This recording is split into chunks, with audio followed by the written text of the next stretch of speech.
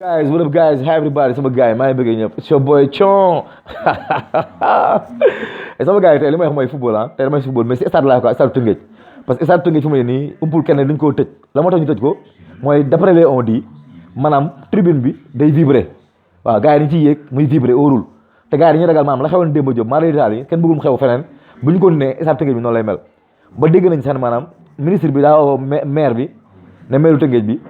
bu daraamee foofu noonu yow yaay incombé yaay gàddu responsabilité yi parce que deuxième tribune ba fa am municipalité bi moo ko géré ministère géré ko ba noonu la ministre kii bi maire bi meree dem gàmmu tuwaawoon ne bu ñëwee lay xool naka koy tëjji wala du ko tëjji wala ñu isolé tribune bi ba léegi rek ma xam ne gars yi lii demoon na ne maanaam suñu autorité dañoo médiocre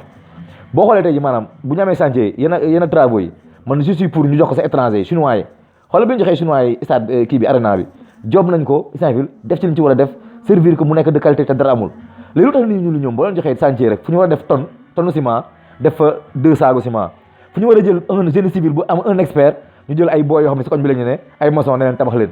boo ñëwee tëggee ji nga gis boo xam ne dañ naan booy boo dajal maçon rek mun la am naa fa journée 3000 am naa fa journée 4000 léegi résultat mu ngeen ni tribune baa ngay riir kenn bëggatu fa yëg fu ne ñaan nañ ko isolé wala duñ ko isolé tu vois donc nañ xoolaat suñu bopp stade bu boo fa demee amul piste athlétisme stade boobu tëj nañ ko 7 ans amul piste athlétisme booy dugg fépp ay xeer la arme blanche bu xeex amee ñett sànni tey day tagat naa sa nettoyage bi ñu ko war a nettoyé sax setul lépp ndax la ay dirigeants xam ne ay dóor la ñuy dundee dóor rek la ñuy dundee fu ñu war a def 100 millions def fa 30 millions yeneen ñu njoof ko corruption bi dem fépp experts yi war a ñëw xool ndax affaire yi baax na baaxul boo xoolee dara ñu leen affaire bi baax na fekk baaxul mais lii man li may ñaan mooy tribune boobu noonu day vibré wala vibré wul nañ ko isolé parce que man li ma déggee ne baaxul yàgg na am na un grand maçon Tanor Cissé daa nga benn dëkk moo jëkk a ñëw ne moom affaire bi li ko déranger mooy si ki lañ ko defee béton blanc lañ tabaxee affaire bi ba ma ko waxee yàgg na avant may dégg nii moom moo jëkk wax ne lii baaxul man duma maçon gi laa mais tribune bi baaxul parce que béton blanc lañ ko defee te day vibrer tu vois am beneen expert Ismaïla Fall ngaa la ne expert mu ne moom chantier yi dañ ko war a jox chinois yi wala ñu koy jox ñeneen parce que ñooñu am nañ pas-pas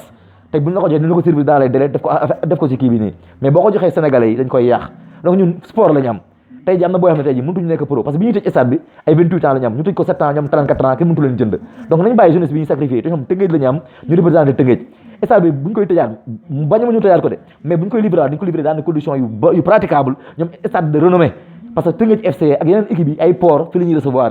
donc gars yi loolu laa wax stade Tëngéej Saint-Louis ministre bi na waxtaan ak maire bi tamit am na dëgg parce que nit boo naka lu xew si xew bi yaay endossé moom day jël responsabilité am ministre bi mënoo gérer foofu gérer fii maire bi ña nga responsabilité am la donc yoon la mu gérer mais li ma bëgg rek mooy ngeen waxtaan ko dans l'amiable ñu gérer stade Tëngéej sport moo siy gagné